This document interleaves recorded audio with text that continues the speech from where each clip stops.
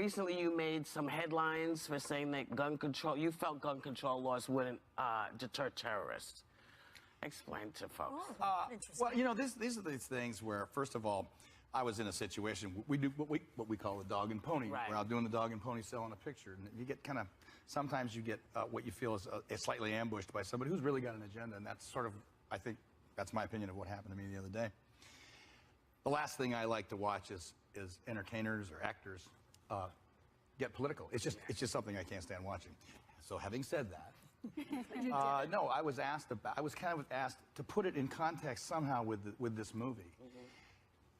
You know, my personal feeling is that there's a big difference between Fantasyland and reality. Fantasyland is what we do.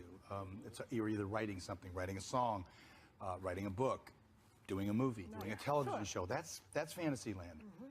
And that's where that stuff belongs. In reality, when we're dealing with things like terrorism and whatnot, we're all going to have different opinions on how to do it and how to deal with it. Yeah.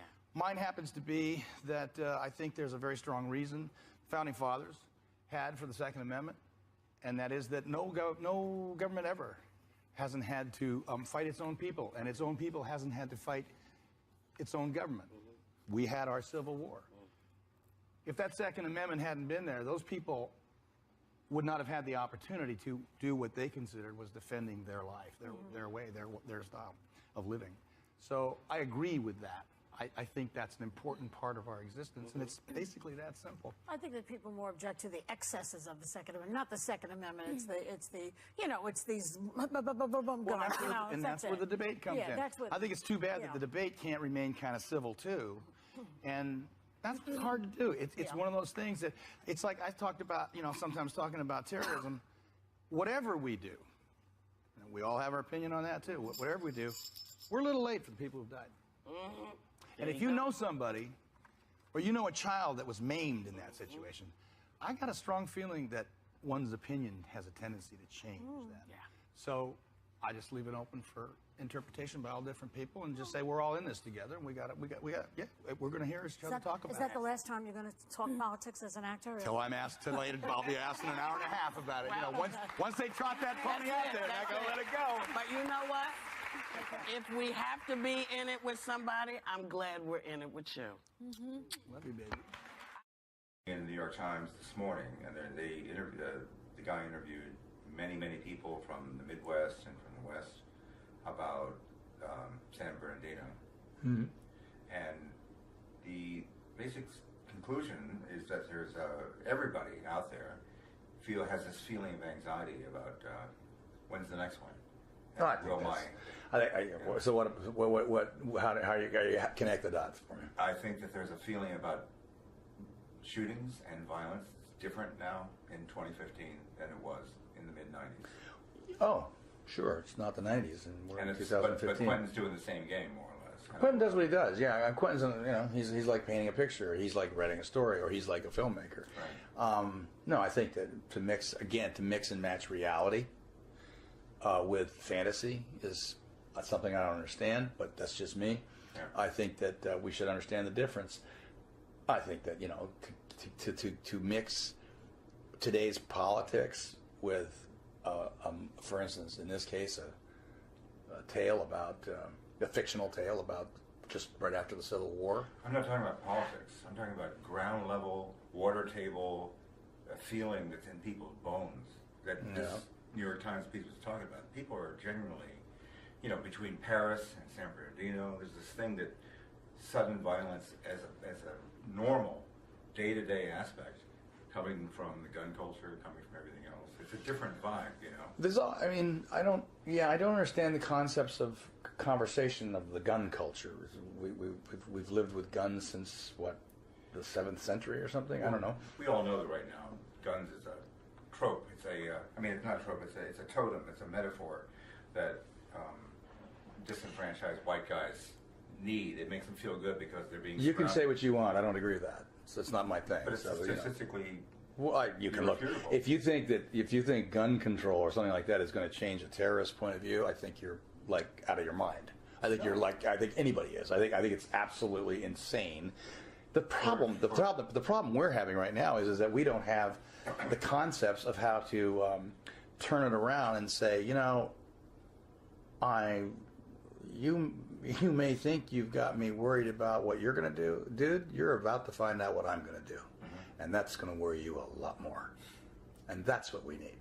That will change the concept of gun culture, as you call it, to something of reality, which is if I'm a hockey team and I got a guy bearing down on me as a goaltender, I'm not concerned about what he's going to do. I'm going to make him concerned about what I'm going to do. I guess Obama's point was that the guys who are on the no-fly list because of terrorist connections, can get a gun pretty easily. They can also make a bomb pretty easily. Yeah. So what? They can also get knives and stab you. What are you going to do about that? They can get cars and run you over with them. What are you going to do about that?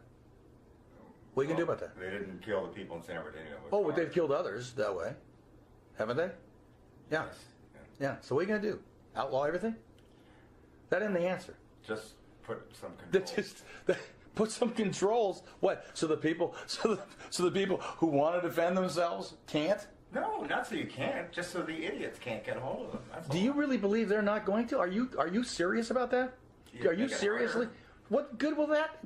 Oh my God! You and I just disagree. I love your glasses. Are they new? They sure are. I really want a new pair. You can buy a new pair online right now at GlassesUSA.com. Buy glasses online? Yes, you can pick from thousands of styles and brands, and you can even see how they look on your face. Look, a new pair starts at $48 with prescription lenses. Plus free shipping and returns. Does everybody know about this? They do now. Go to GlassesUSA.com today and get 50% off your first pair.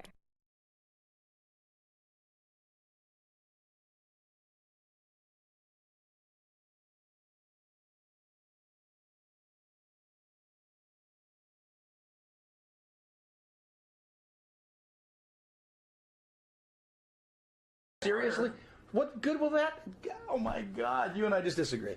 Okay. You and I just disagree. I understand that you think that you can control the behavior of people that are dead set on taking your way of life away from you. I think you can control that. No. And there's only one thing you can do with that, and that's say, no, dude, that's not going to happen. That's just not going to happen. Speak with you, man. Good talking with you. Good luck with you, all right. Second Amendment, gun control. You've been on the NRA's board since '95, and this is a subject that you maybe feel more strongly about than any other. I believe that Make your case. I believe that a person's moral compass can be determined by how he references free men the right to defend themselves. The Second Amendment is so obvious to me, it's insane that there's an argument.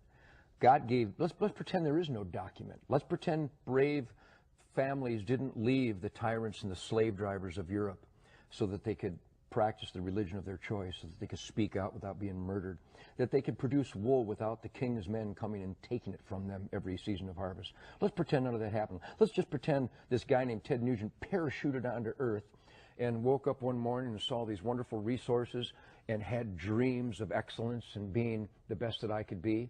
I don't need a document, and I don't need another man to explain to me that I have the right to defend my gift of life.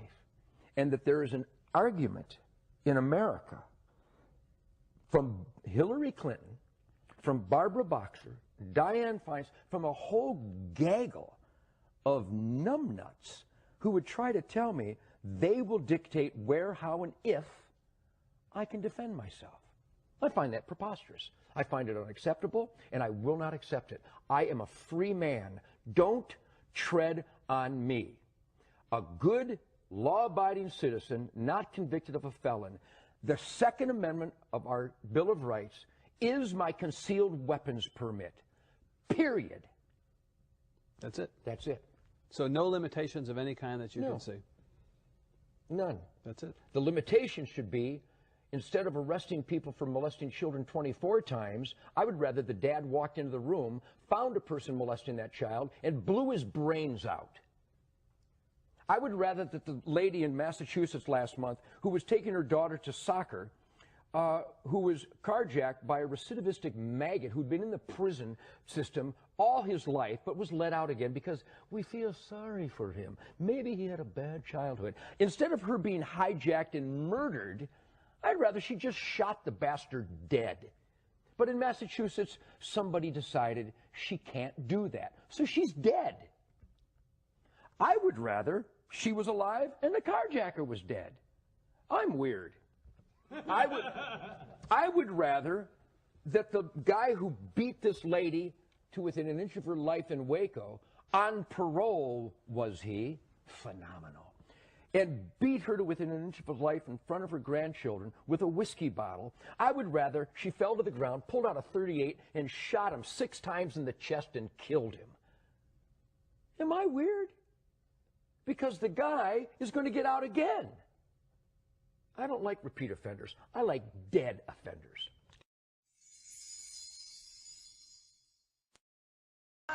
Sorry about that. At least yours doesn't play Call Me Maybe. Yeah, exactly. Sorry about that. He had an Illinois firearm ID card and a concealed carry license in that state. And in Virginia, the gun laws are very, very lax. They're very, very loose. You know, but law enforcement officers will tell you when there's more than one person that has a gun, it makes the situation more dangerous for them because they don't know who the bad guys are. But you know what? So more guns is not the answer. Because I live in New York State, I just want to say this one thing because it's personal, really. Yeah. Because I live in New York State and there are tight gun laws here.